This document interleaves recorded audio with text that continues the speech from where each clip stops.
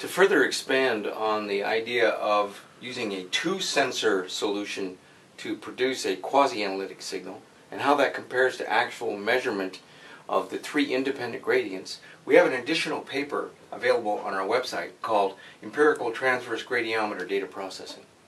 I want to bring your attention to the results of the analysis that compares the two types of processing. As we referred to earlier in the TVG, the 882 transverse gradiometer case, we have two magnetometers measuring the transverse gradient, and then we also measure along the track as a time series and compute the vertical.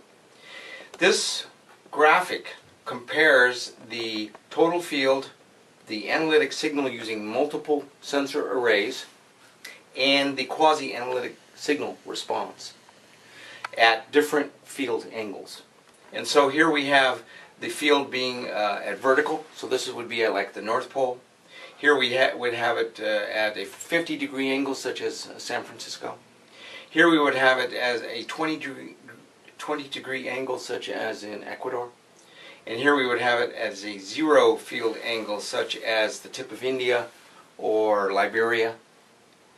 Here we have the field at a 75-degree angle, such as New Jersey, but with the angle, the declination of the field, the relative to geographic north, turned by 20 degrees. So what we see here is that the North Pole, we're going to have a bullseye effect from the total field. The quasi-analytics, the analytic signal also presents a bullseye type phenomenon. You'll notice that it's higher frequency and has a bit of a low cut in the actual response. And we see from the quasi-analytic signal using two sensors, not three or four, we get a very similar response. In fact, when we were, if we were to be characterizing the anomalies and presenting a map, we would essentially see the same response from the target. Similarly, at an inclination angle of 50 degrees, we see the sombrero type response that is typical of an angle of approximately 45 to 50 degrees. We see that the analytic signal is still rather round, and so is the quasi-analytic signal. The point being here that as the field changes from an angle of 50 degrees to 20 degrees to 0 degrees, the actual response of the magnetometer to the magnetic field is very similar whether we use a complete definition of the analytic field or do a quasi-analytic signal processing.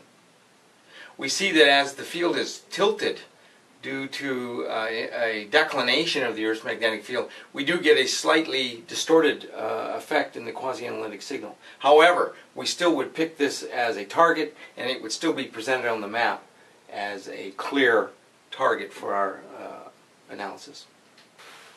Also presented in this paper is a case study where we did some analysis over a pipeline using standard analytic signal and quasi-analytic signal processing paths.